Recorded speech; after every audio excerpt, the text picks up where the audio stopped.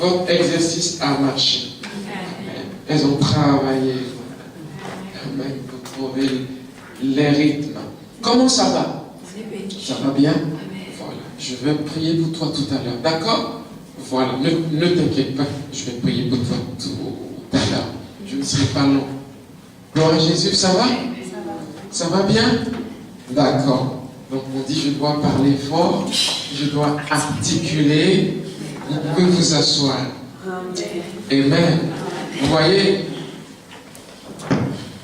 il y a aujourd'hui, l'évangile est à un niveau où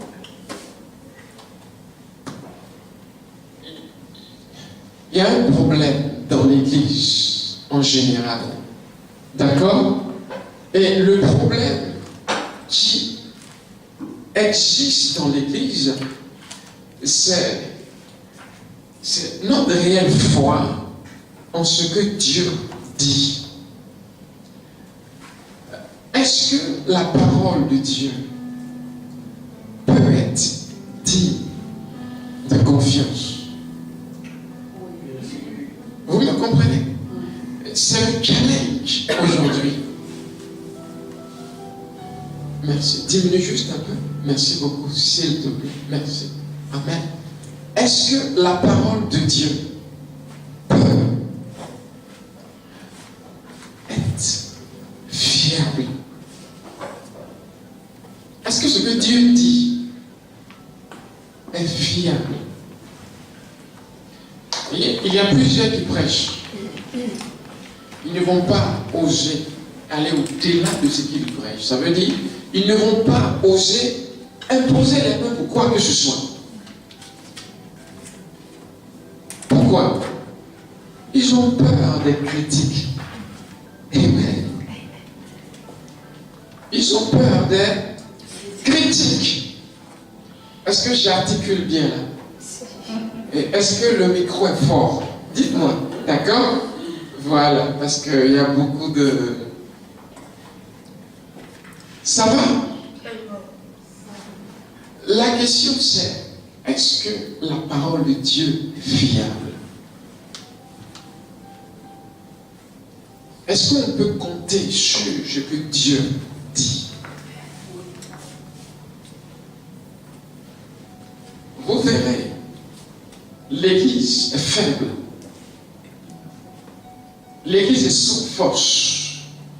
L'Église est sans puissance. Pourquoi?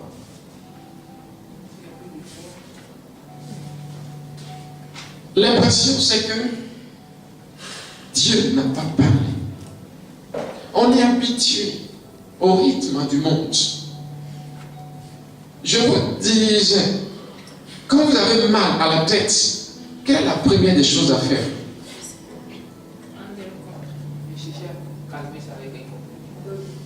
C'est ce que j'ai dit moi. S'imposer les mains. Je n'ai jamais dit d'ouvrir votre tiroir et d'aller chercher un Doliprane. Amen. C'est nos habitudes. Pourquoi? Parce que nous n'avons pas confiance en ce que Dieu dit. Est-ce que j'ai dit de ne plus prendre de médicaments? Non. En devenant chrétien, vous n'avez pas fait que. Vous voyez, vous n'êtes pas rentré dans une religion, dans un système. Vous n'avez pas seulement été pardonné de vos péchés. Vous voyez, c'est la différence entre l'Ancien Testament et le Nouveau. Là, tu as vraiment baissé. Wow. Juste. Amen. Merci. Merci. Vous me comprenez? C'est la différence entre l'Ancien Testament et le Nouveau. Dans l'Ancien, on est pardonné. Dans le Nouveau, en plus du pardon, on reçoit une vie. Amen. Qui se trouve être au standard de Dieu. Donc vous n'êtes pas que pardonné. Vous avez reçu la puissance de Dieu. de Dieu départit avant nature. Et Dieu attend l'expression, la manifestation de cette nature face au bien-être de la vie.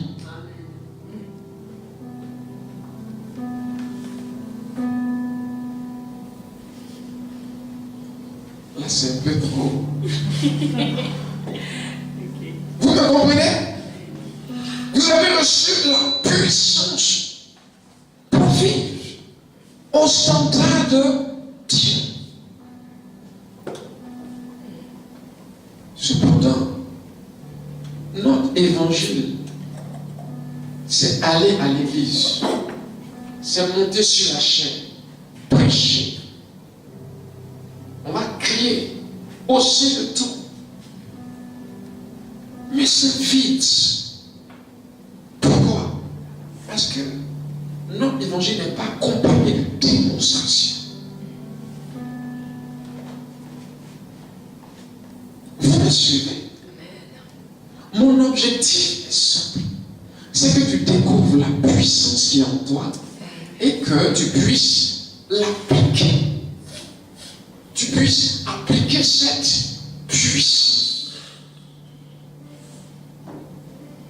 Est-ce que tu as déjà découvert que tu pouvais imposer la main au malade et obtenir guérison? Tu le sais ça? Est-ce que tu le sais? Tu sais que tu peux imposer les mains au malade. Moïse il dort. Amen. Je bouge, Moïse est assis. Amen. Est-ce que tu sais que tu peux imposer les mains au malade et obtenir guérison? Amen. Tu le crois? Est-ce que tu le crois? Je le crois. Tu crois en ce qui est en toi? L'église est en crise. On dépend aussi du médecin. L'église, je suis mort. On commence à écrire notre testament.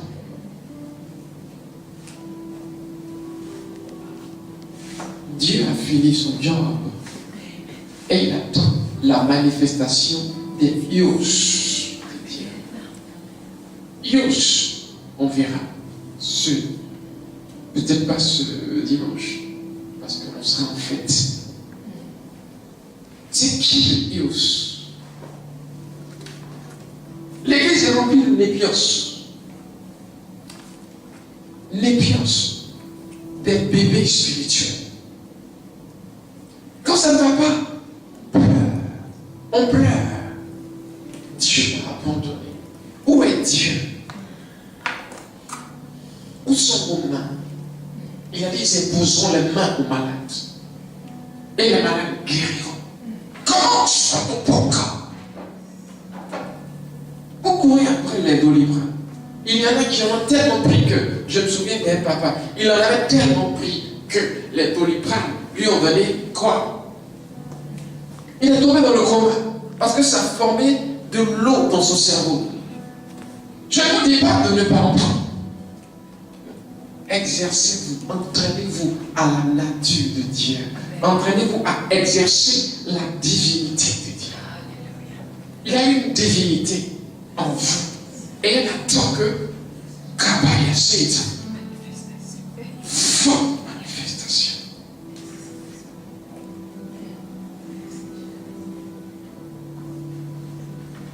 À quoi bon?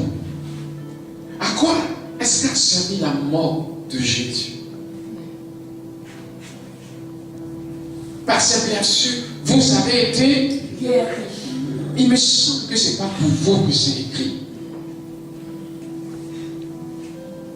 Comment est-ce que vous l'appliquez?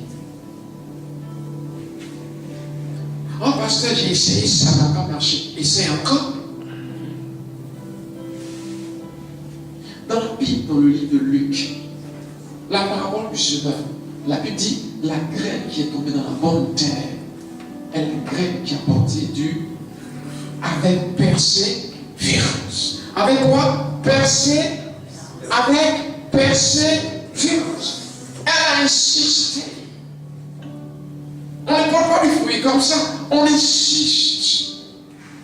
On insiste. Parce parce que c'est écrit. Je n'aurais pas eu d'autre résultat, sinon que ce qui est écrit. Où sont les chrétiens qui font marcher les choses? Où sont les chrétiens qui font marcher les choses? Vous me comprenez? La maladie doit disparaître de ton quotidien. J'ai dit, vous n'êtes pas victime de ce dont vous souffrez aujourd'hui. Parce que Christ est mort pour vous. Et il attend votre foi. Il attend que vous puissiez vivre ce pourquoi il a donné sa vie.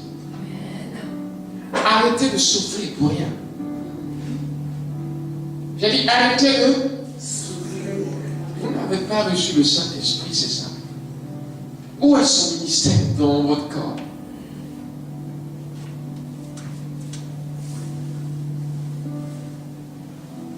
C'est ça l'Église aujourd'hui. Faiblesse. Alors, on préfère prêcher d'autres choses.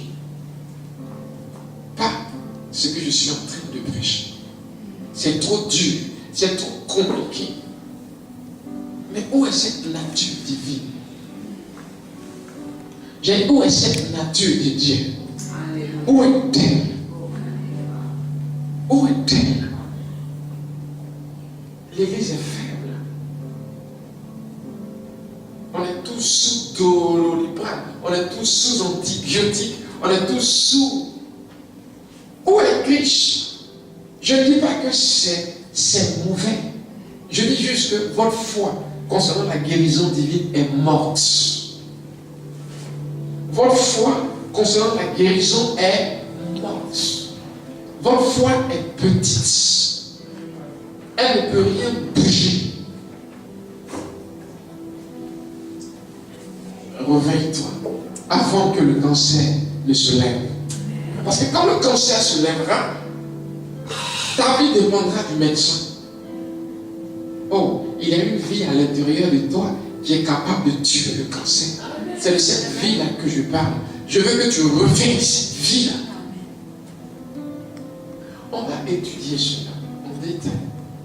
Je vous assure, quand on va finir, je vais parler de ça autant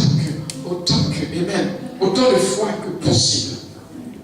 D'accord? Quand on va finir, vos maladies vont vous quitter. Parce que vous allez vous énerver contre ces maladies. Il n'est pas normal que toi aussi tu souffres à 45 ans. AVC. On entend des gens qui ont l'AVC à 30 ans, diabète à 20 ans. C'est quoi ça? C'est quoi ça? Satan est en train de régner. Et son règne a commencé à s'étendre, même chez les chrétiens.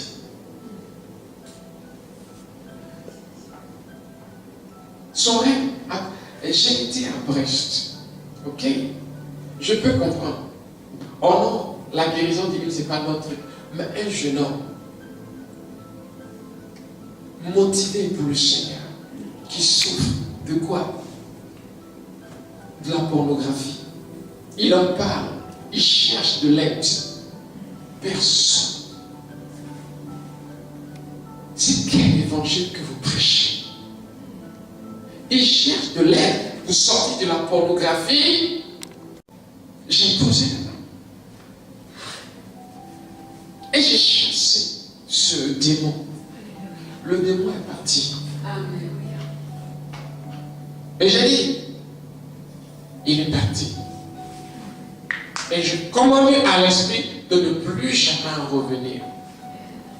C'est un démon. Il viendra voir. Il viendra voir la disposition du cœur. L'esprit est revenu. Oh, pasteur, tu avais dit que l'esprit ne reviendrait pas. Et il est revenu. Tu es un faux prophète. Au lieu de vous mettre à vous faire du mal, qu'est-ce que la Bible dit? Pour celui-là,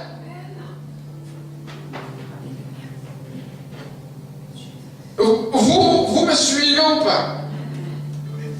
Imposez-lui les mains et chassez ce démon.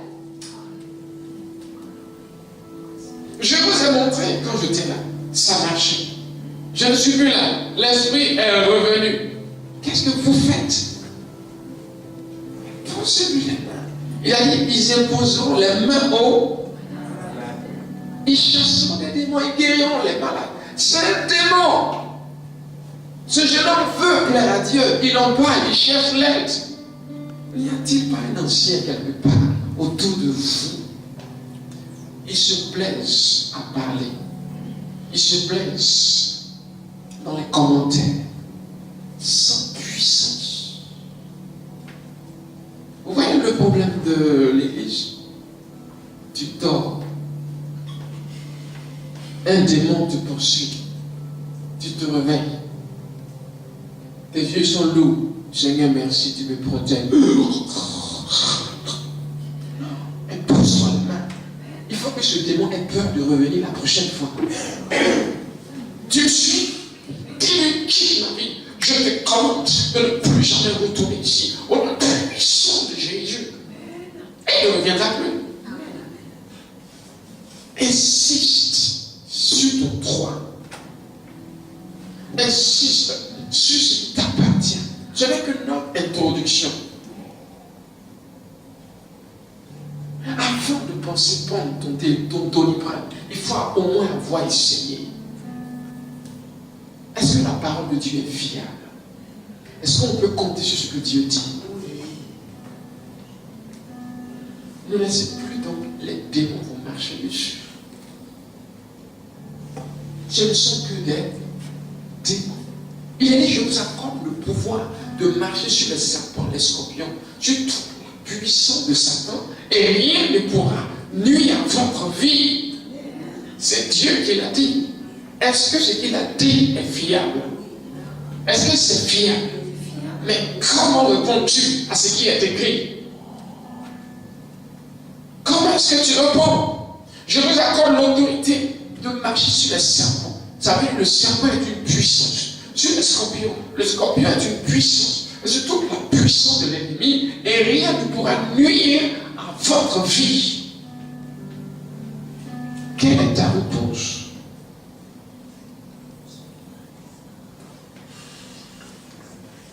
Quelle est ta réponse?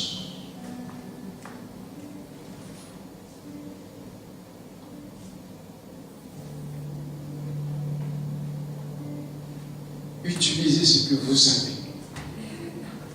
La Bible est fiable. Changez votre système de vie. Utilisez la parole de Dieu. Est-ce que ça peut aller? Ne vivez pas comme des victimes. Vous étiez là.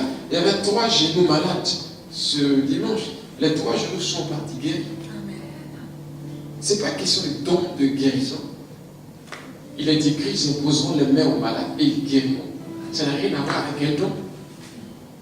C'est juste ancré dans notre système. On impose les mains aux malades et les malades guérissent. C'est tout. Que tu fais cela? Est-ce que la parole est fiable? Est-ce qu'on peut compter sur la parole? Alors il ne faut pas fuir. Faire face au challenge, surtout la maladie. Voyez, on parle, Jésus parle à l'âme et l'âme sèche. On parle à la maladie et la maladie meurt aussi. Est-ce que vous me suivez? Vous me suivez? Vous parlez des chrétiens paresseux. C'est facile, hein? Doliprane. Ça laisse beaucoup de déchets dans votre corps parce que c'est chimique. Et même, ce n'est pas des feuilles. Dieu a donné plutôt des feuilles pour guérir. Et même pas les produits chimiques. Je ne vous dis pas de ne pas en prendre, d'accord? Je suis en train de vous dire, souvenez-vous que vous avez quelque chose de plus grand. Si la parole est fiable, vous s'exercez à l'utiliser pour obtenir ce qu'elle promet comme résultat. Donc, c'est ce que nous allons étudier les semaines suivantes. Ce soir, ce n'est qu'une introduction. Je vais prier pour là avant moi. Et nous allons clôturer. Ça peut aller. Est-ce que ça peut aller? Vous vivez bien avec votre maladie. Vous chérissez votre maladie. Vous vivez au rythme de votre maladie. Non, il ne faut pas que cette maladie soit à l'aise dans ce camp. Parce que Christ a racheté cette vie. Il a dit, si l'esprit de celui qui a ressuscité Jésus-Christ de Nazareth habite en vous, celui qui a ressuscité Jésus-Christ vitalisera, restaurera votre corps mortel. Ça veut dire l'effet de l'esprit sur votre corps, c'est la santé. L'effet du Saint-Esprit, l'impact du Saint-Esprit sur ton corps, c'est la santé. Vous me comprenez? Le Saint-Esprit a un impact, c'est la santé. Alors refusez d'être malade.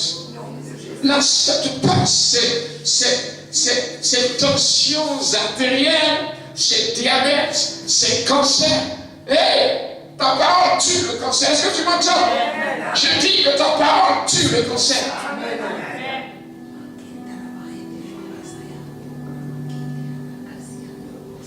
Et quiconque dit à cette montagne, lève-toi et jette-toi dans la mer. S'il ne doute pas, mais qu'il croit que c'est une diarrhée, il verra s'accomplir. Où est ta foi? Où est ta foi? Où est ta foi? Où est ta foi? Impose-toi la main et insiste. Pasteur, je me suis imposé la main. Insiste encore. Amen. Il n'y a pas de résultat. Va étudier la Bible et demande-toi qu'est-ce qui ne va pas marcher. Parce qu'il faut que ça marche. Ta foi marche. Dis ma foi marche. Ma foi fonctionne. Ma foi porte des résultats. Ma foi porte des résultats. Il y a peu importe le tour dans lequel tu mets, tu sais, je lève ma tête. Parce que ma foi porte des résultats. Voici un enfant de Dieu. Amen. Voici un fils de Dieu. On va étudier ce que c'est que l'adoption. La doctrine de l'adoption. Ok? Parce que ça n'a rien à voir avec ce qu'on entend du monde. Adopter un enfant, tu le prends dans un orphelinat. Non. Ça n'a rien à voir. La doctrine de l'adoption, c'est kabaï, sahamba. Vous me suivez?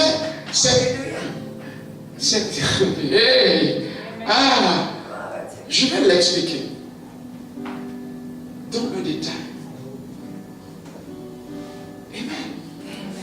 Il y a le népios, c'est le terme grec pour enfant. D'accord? Il y a le techno, celui qui est originel, il est né de Dieu, Dieu l'a enfanté. D'accord? Puis il y a le ios. Le ios, Salomon disait, je suis le fils de mon père.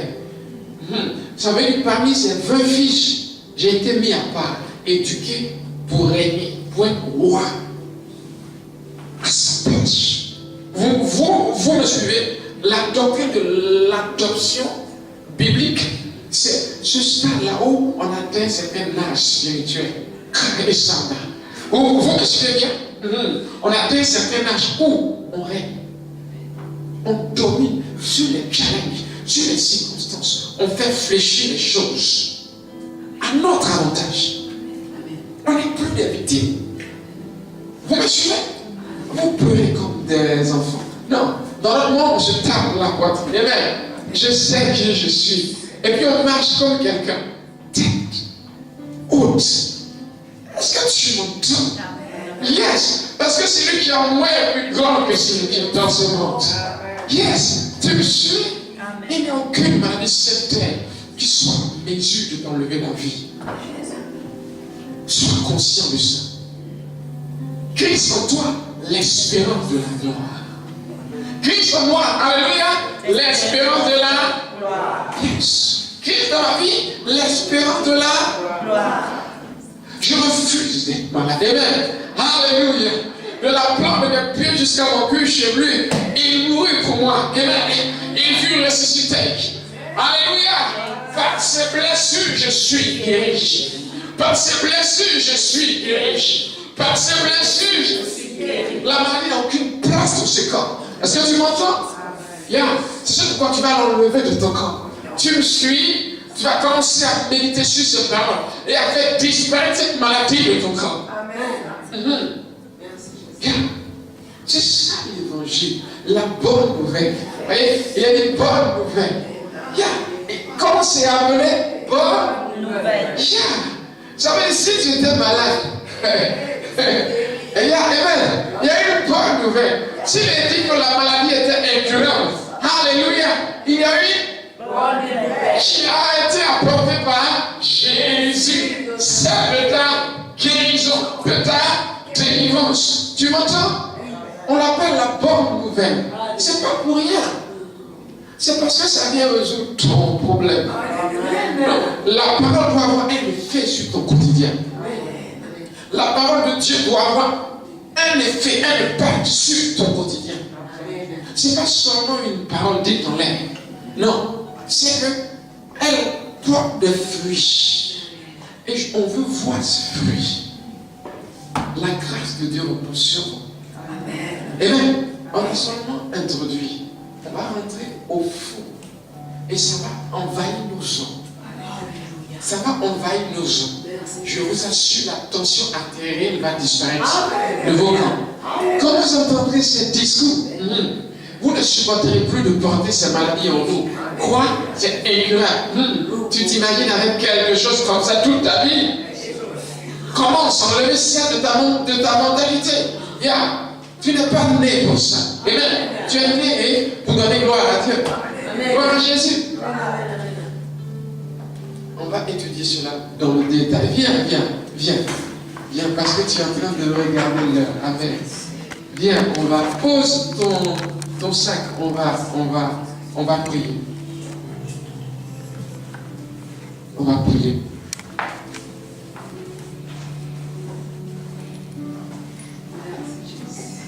Merci, Jésus.